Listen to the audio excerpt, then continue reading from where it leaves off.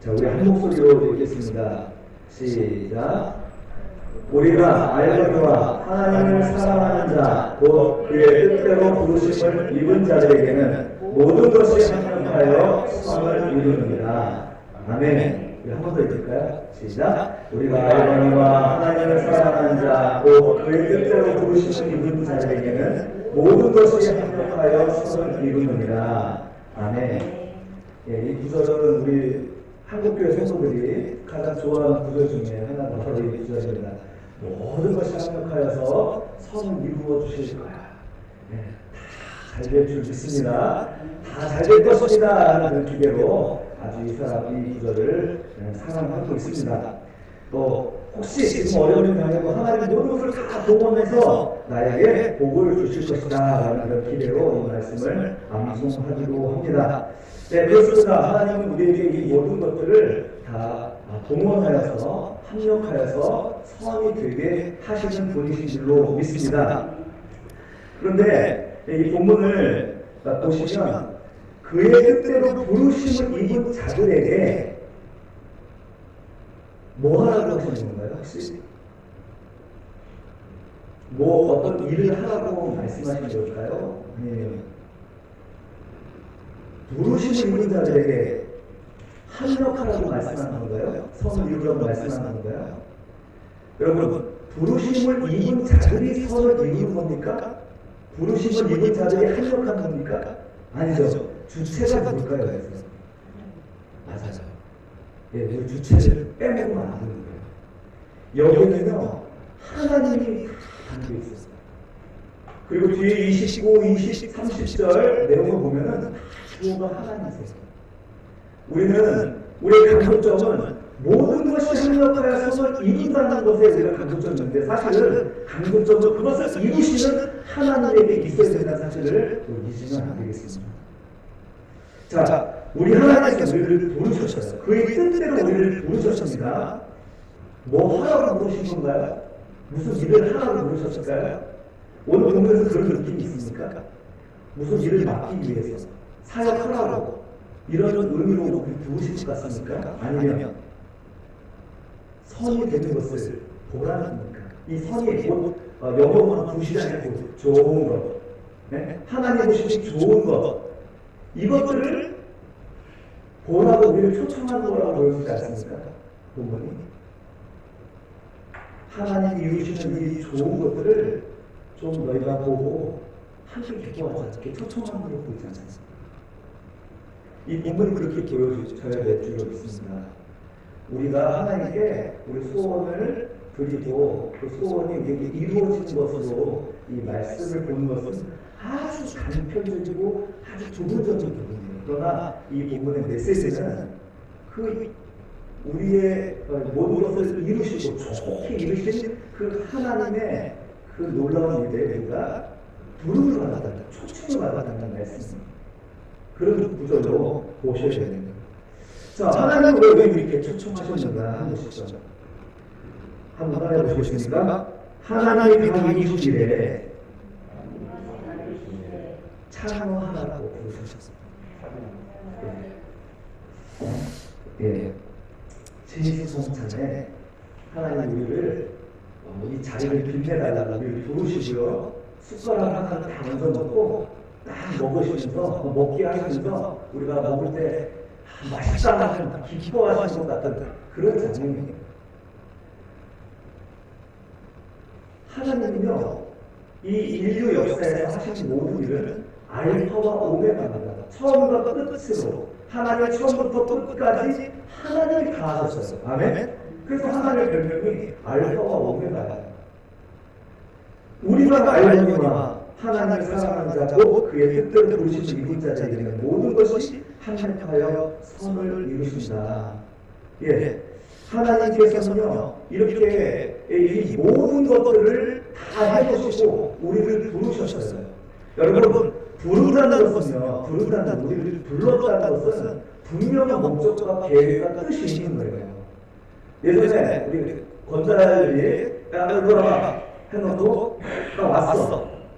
됐어 가. 이러는 기분이 엄청 나쁘거든요.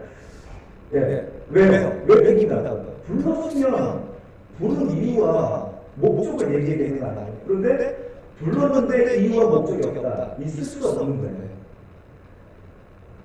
회사에서 직원을 채용해요. 직원은 부르는 일을 해야 채용을 한다고 하면은 회사의 어떤 목적과 어떤 경영의 방향에 따라서 직원을 선택하는 거잖아요. 어제 축구를 했는데 벤치에 앉아있는 선수를 호출해 감독이 그럼 전투의 변화가 있을 거라는 얘기를 예측할 수 있지 않습니까? 다 부르고 호출하고 초청하는 것은 다 그 이유가 있기 때문에 부르는 거예요. 그렇죠? 사랑하는 사람이 그냥 부르는 겁니다. 뭐 사랑하는 사람이 그냥 부르기로 하잖아요. 네? 그냥 불러봤어 그러잖아요. 그냥 불러봤겠습니까? 그 마음속에 의도한 게 있잖아요. 난 너 좋아해. 난 너 보고 싶어. 보고 있어서 보고 싶어. 이런 것들 자기 마음 어필하면 안 하니까 모든 부르면은 그 목적과 계획, 의도가 담겨 있는 거죠. 그런데요, 하나님이 부르신 분은 다르다는 거예요. 다른 게 아니라 한 걸음 더 나아간다는 거예요. 하나님 우리를 부르셨습니다. 그 부르시면 목적과 계획과 뜻이 있어요. 어떤 계획, 어떤 목적, 선하신 목적, 좋은 거. 이런 계획이 있어요. 그런데 거기서 멈추지 않고 하나님의 계획은요, 하나님의 부르시면요, 그 결과도 바라보고 있다는 뜻이죠. 그 결과도 작정하잖아요. 어떤 결과? 선한 결과예요. 그것을 보여주는 본문이 이제 28절 읽었는데 29, 30절의 말씀이 그런 겁니다. 여러분 한번 같이 그걸 읽어볼까요? 29, 30절 시작. 하나님이 미리 아신 자들을 또한 그 아들의 형상을 본받게 하기 위하여 미리 정하셨으니 이는 그로 많은 형제를 중에서 마다들이 되게 하려 하시니라. 또 미리 정하신 그들을 또한 부르시고 부르신 그들을 또한 의롭게 하시고 의롭게 하신 그들을 또한 영화롭게 하시니라. 아멘. 예. 자기 본문이 기독교 교리가 탄생되게 된 바울의 고백입니다. 하나님이 미리 아신다. 예지. 하나님이 그를 예수의 형상을 본받게 하기 위하여 미리 정하신 예정. 그리고 또 30절 미리 정하신 그들을 부르시고 소명. 그리고 또한 그를 의롭게 하시고 칭의. 그리고 그를 영화롭게 어떻게 해요? 영화롭게 하시느니라. 이게 영화. 이게 기독교 교회의 아주 유명한 구절입니다. 하나님 우리를 부르신 것이 이런 의미를 갖고 있다는 거예요. 우리를 부르셨을 때에 이런 의미를 갖고 있다라고 29, 30절에 풀어서 설명하는 거예요. 자, 한번 주목해 보세요. 예정, 소명, 칭의 이런 것도 과거에 일어난 것을 우리가 믿을 때 영원은 언제 일어납니까? 네? 나중에 일어나는 거죠. 미래에 일어날 일입니다. 그런데 사도 바울은 어떤 시대를 서서 얘기합니까? 예, 과거 시절에 이미 일어난 일로 이야기하고 있어요. 왜 사도 바울은 왜 우리가 영원하게 됐다라고 이렇게 과거의 시절을 얘기하고 있습니까? 아주 죄인이고 영원하는 것은 하나님처럼 깨끗한 순결하고 하나님과 존재가 되었음을 이야기하는 건데 우리는 아직 죄인이거든요. 영화의 영적 떠날 수 없는 죄인이거든요. 그런데 우리를 영원하게 하셨다라고 과거의 시절을 얘기해요. 왜 이렇게 얘기하는 거죠?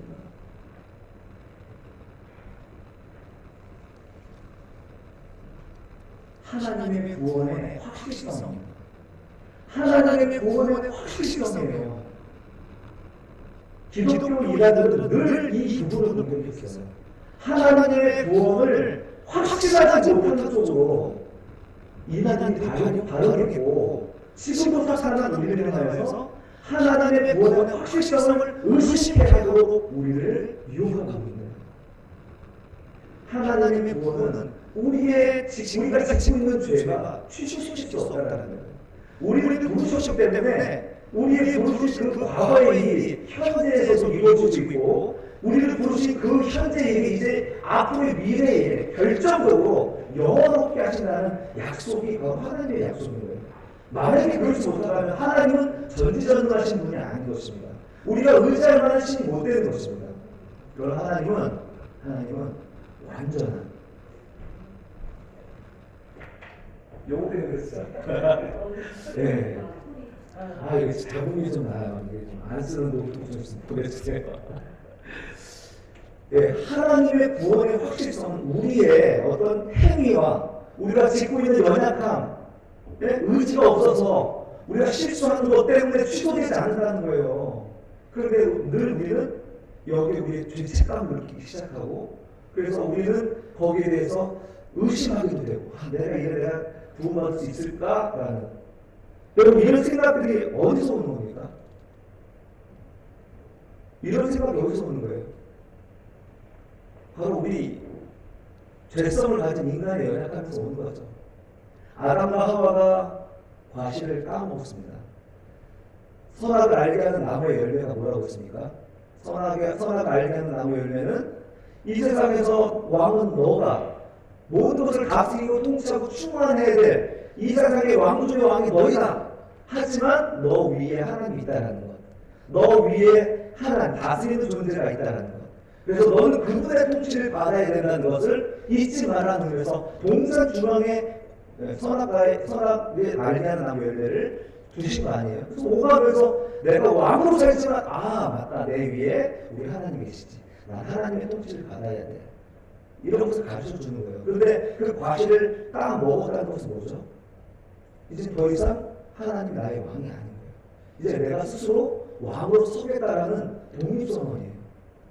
이 아담의 범죄가 저주가 되어서 모든 인류는 바로 자기가 이제 왕으로서 살고자 하는 속성이 있는 거예요. 이게 죄성인 것입니다. 죄성이 다른 분들이 죄성이 아니에요. 음욕을 품고 도둑질을 탐내어서 도둑질하는 거, 이런 것들은 죄가 아니라 악이에요. 죄의 뿌리에서 나온 악의 열매들이라는 거예요. 죄의 열매가 악이라는 거예요.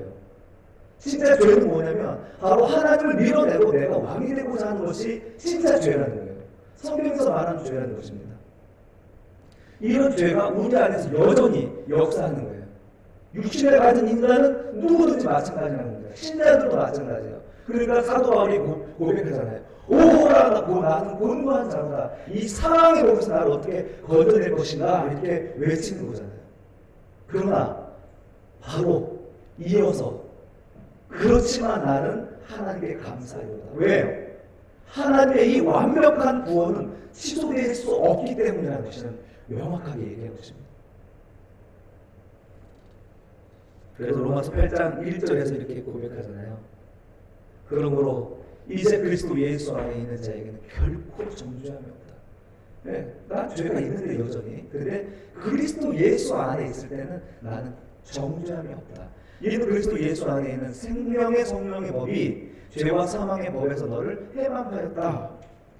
3절 율법이 육신으로 말미암아 연약하여 할 수 없는 그것을 하나님은 하시나니. 여러분, 율법은요, 우리 육신을 가진 인간이 율법을 만족시킬 수 없다라고 선언하고 있습니다. 율법을 지킬 수가 없다라는 거예요. 그런데도 왜 우리는 율법을 지켜서 구원 얻으려고 노력하냐 이 말이에요.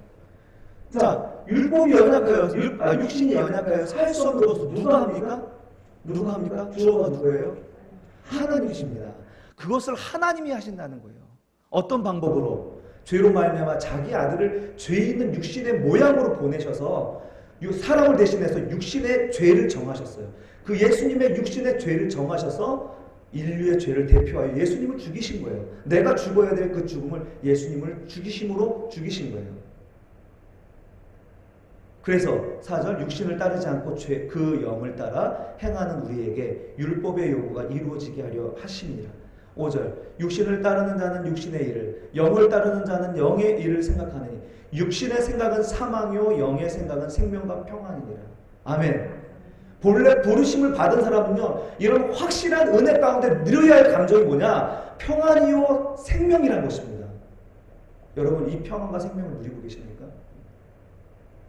우리는 부름을 받았는데 왜 우리는 여전히 사망 가운데서 헤매고 있는 것이죠? 우리는 확실한 은혜를 받았어요. 취소될 수 없는 은혜를 받았다고. 그런데 우리는 여전히 우리 삶 속에서 너무나도 괴로워하고 죄책감에 시달리고 사망 같은 삶을, 죽음과 같은 삶을 살고 있다는 거예요. 여러분, 하나님이 100% 하셨습니다. 우리가 해서 된 게 아무것도 없어요. 우리가 구원을 위해서 한 일이 아무것도 없습니다. 은혜로 100% 구원을 받으셨고, 은혜로 우리가 부름을 받은 거예요. 하나님의 뜻대로 여러분이 부름을 받은 것이지 내 의와 내 공로와 내 뜻으로 주님을 믿은 게 아니라는 것입니다. 그래서 믿음은 선물인 거예요.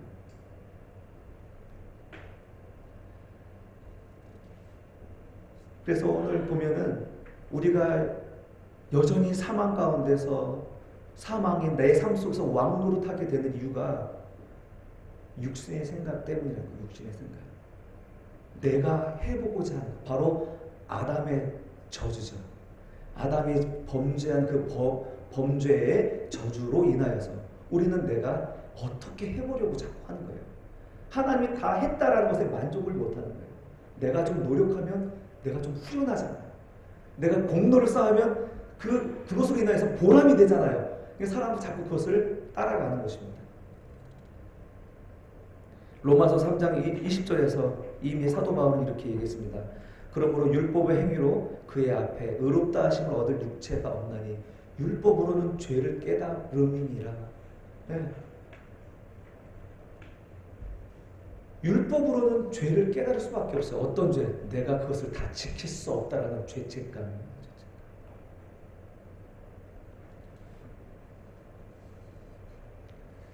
여러분, 우리가 계속 내 의를 고집하고 율법을 따라가고 그리고 내 공로에 자꾸 우리의 마음을 쓰게 되면 우리 자꾸 미궁에 빠지고 어떤 일까지 벌이게 되냐면 하나님의 영광을 가로채는 일까지 하게 돼요.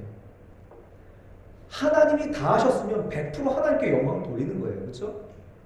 하나님이 다 하신 것을 우리가 누리는 것이 하나님께 영광이에요. 하나님이 다 하신 거에 대해서 우리가 함께 그 자칫자리에 초대받아서 맛있게 먹고 하나님을 기뻐하고 그리고 그것을 내가 기뻐함으로 누리고 즐거워하는 것, 그 자리에 초대한 하나님의 영광인 것입니다. 무슨 뜻인지 아시죠? 음식 많이 해보셔서 아시잖아요. 음식 만들어 놓고 초대했는데 맛있게 먹은 그분이 얼마나 고맙고 사랑스럽습니까? 미운 사위도 맛있게 먹는 거 보면 사랑스러워진다고 제가 그것 때문에 사랑받았는데, 예? 하나님은 이렇게 다 해놓으신 일에 우리를 초청하셔서 그것을 누림으로 기뻐함으로 하나님께 영광이 되는 것입니다. 그런데 내가 자꾸 해보려고 하면 그것이 결국은 나의 영광이 되는 거예요. 내 공로가 되는 거예요. 결과적으로 하나님께 돌려야 될 영광을 내가 가로채게 되는 것입니다.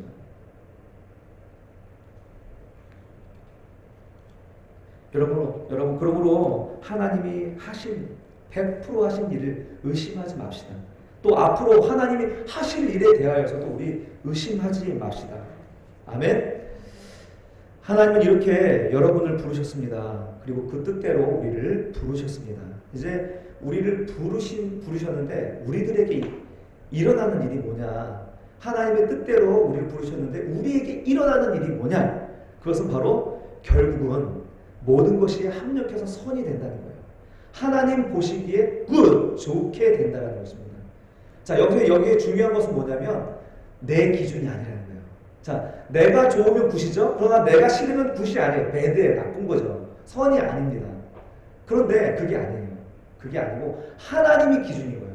하나님의 보시기에 선한 것이 하나님 보시기에 합당한 것이 선한 것이라는 거예요. 그것은 어떨 때는 내가 좋고 기뻐할 때, 기쁘고 좋을 때도 하나님이 보시기에 선이겠지만 내가 고난당하는 것도 슬퍼하는 것도 고난 속에 놓여있는 것도 하나님의 어떤 목적과 계획에 부합이 된다면 그게 선이라는 거예요.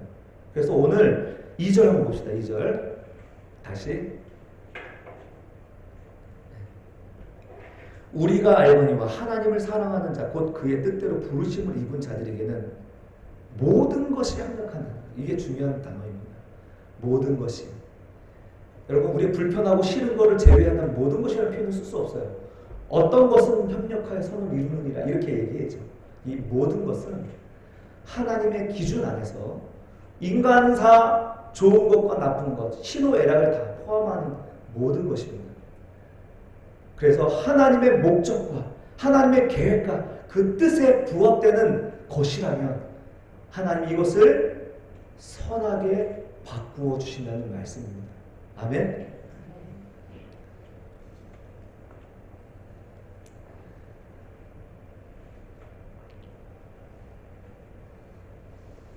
우리가 창세기를 이제 대상으로 우리 성경 퀴즈를 다음 주에 하기로 했잖아요. 창세기는 몇 장으로 되어 있죠? 1장에서 50장. 아, 공부하셨네요. 네. 이 창세기는 두 부분으로 나눠져요. 1장부터 11장, 전 역사. 그리고 12장부터 아브라함의 역사, 가족의 역사가 시작되는데, 1장부터 11장까지의 내용이 뭐냐면요. 이제 여러 가지 많은 사건들이 있는데, 한마디로 말하면, 인류 전체가 타락하는 과정을 보여주고 있어요.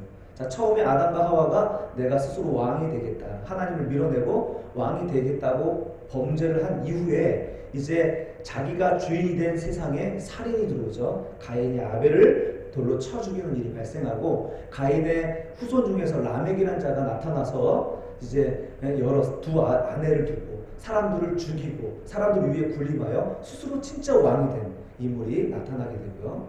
그리고 니무롯이라는 사람이 등장해서 전쟁을 일삼으며 정복하고 이제 온 세상의 왕이 되고자 하는 그런 욕망을 나타내기 시작하죠. 그리고 이제 바벨탑을 쌓기 시작하죠. 예, 이 바벨탑으로 인하여서 이제 하나님을 대적하여서 하나님을 밀어내고 자기들이 뭉쳐서 흩어짐을 면하고자 하는 이들에게 이제 하나님은 그들의 언어를 혼잡케 해가지고 이제 인류 전체가 이 죄 가운데 있음을 보여주는 내용이 바로 1장부터 11장의 내용이라는 겁니다. 그래서 사도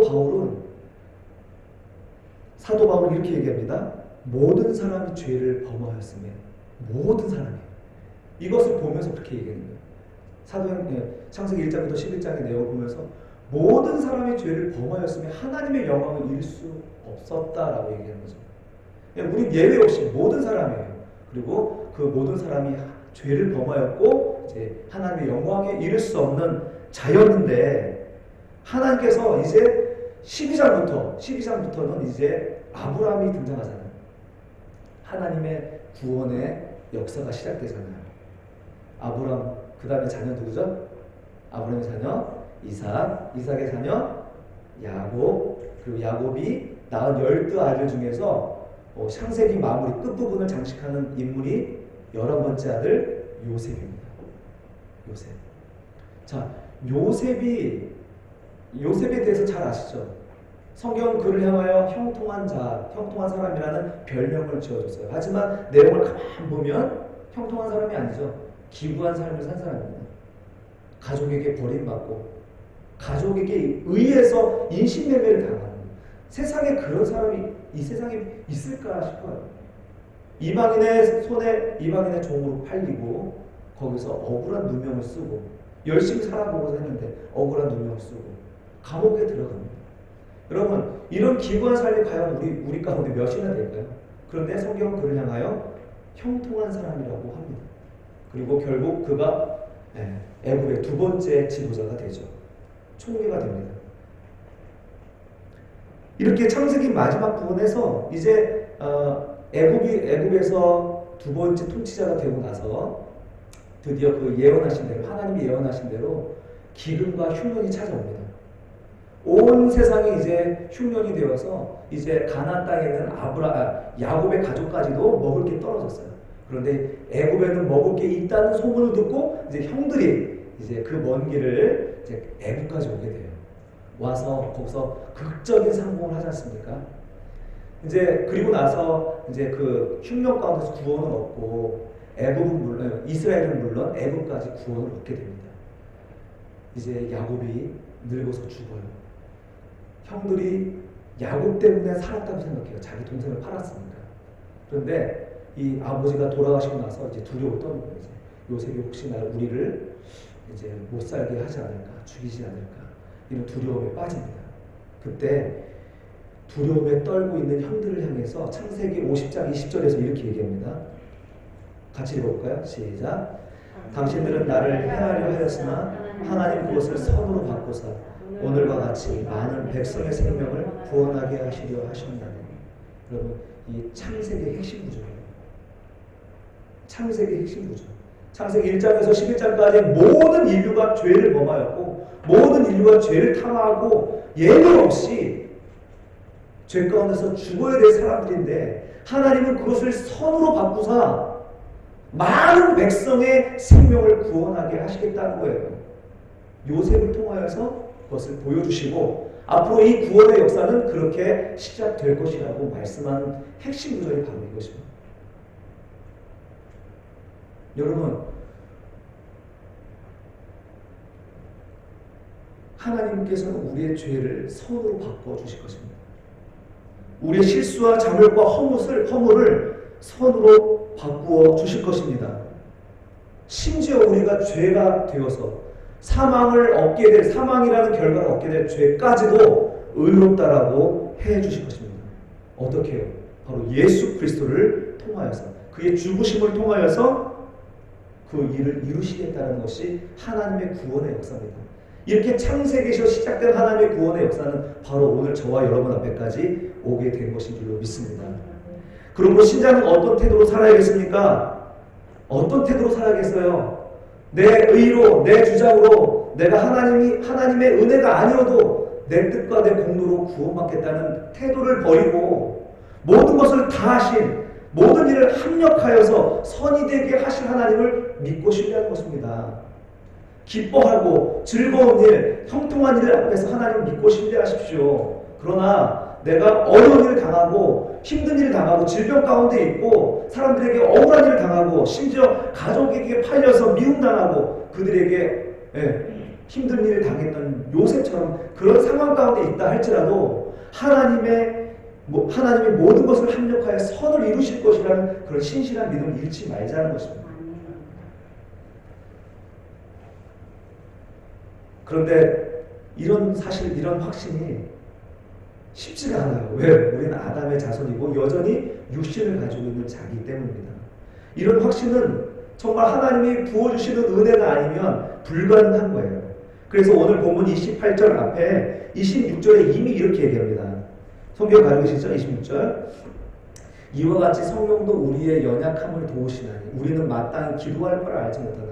우리는 어떻게 기도해낼지도 모르는 거예요, 사실. 예? 목사라고 합니까? 오래 믿은 장모님이라고 합니까?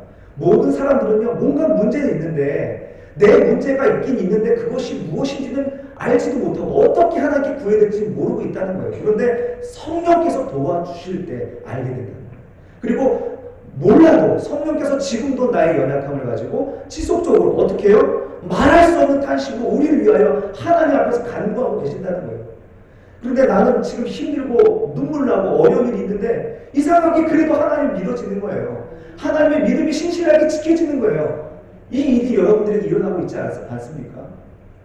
분명히 하나님께 불만은 있어. 왜 이것이 빨리 해결이 안 되고 왜 이 문제가 나에게서 해결이 안 되는지 하나님께 분명한 어떤 문제가 있지만 그래도 내 그 하나님에 대한 신실한 믿음이 사라지지 않는 거예요.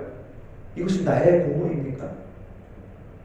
말할 수 없는 성령의 탄식함으로 우리를 위하여 간구하시면 하나님의 은혜라는 것이죠. 아까 불렀던 찬양이 생각나지 않습니까? 아, 하나님의 은혜로 이 쓸데없는 자 왜 구속하여 주시는지 나는 알 수 없도다. 여러분, 날 구속하시 주신 이유 여러분 아세요? 왜 내게 굳센 믿음과 또 복음 주셔서 내 마음이 항상 편한지, 여러분 이런 고통스럽고 힘든 일 가운데 있는데 왜 내 마음이 여전히 편안함을 유지할 수 있을까요? 알 수 없다는 거예요. 알 수 없다는 거예요. 우리의 지성과 인성으로는 알 수 없다는 거예요. 왜 내게 성령 주셔서 내 마음을 감동해 주 예수 믿게 하는지. 여러분이 어떻게 하나님을 알고 예수님 믿었습니까?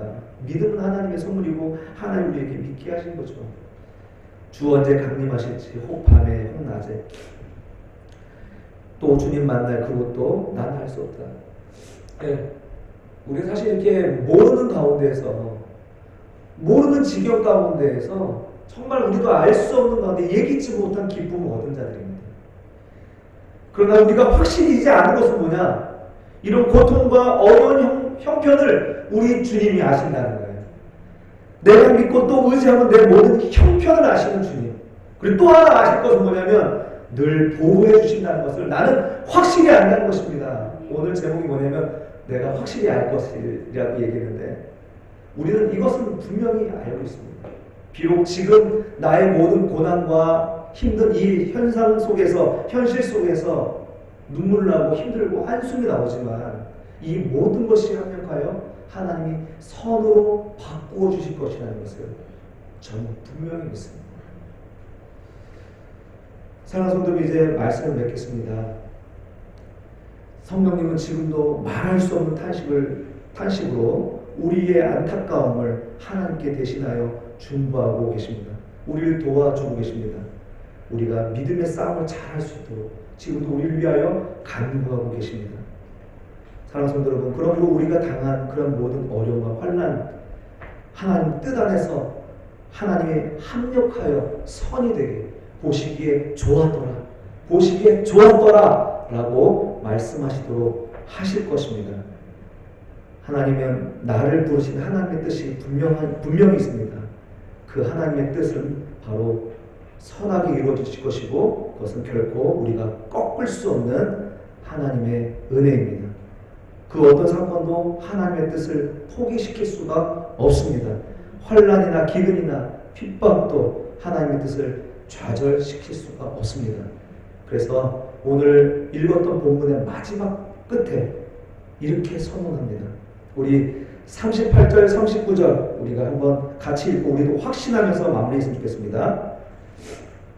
38, 39절 시작. 내가 확신하오니 사망이나 생명이나 천사들이나 권세자들이나 현재일이나 장래일이나 능력이나 높음이나 깊음이나 다른 어떤 피조물이라도 우리를 우리 주 그리스도 예수 안에 있는 하나님의 사랑에서 끊을 수 없으리라.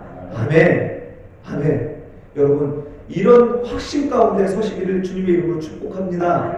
하나님의 뜻은 결코 꺾이지 않습니다. 그리고 하나님의 뜻은 우리에게 선한 것입니다. 여러분, 하나님을 기대하시고 나의 삶에 좋은 일이든 나쁜 일이든 이것이 하나님 앞에 모든 것이 합력하여 선이 되게 하실 것이라는 분명한 믿음을 가지고 오늘도 또 한 주간도 여러분 승리하실 수 있기를 주님의 이름으로 축원합니다.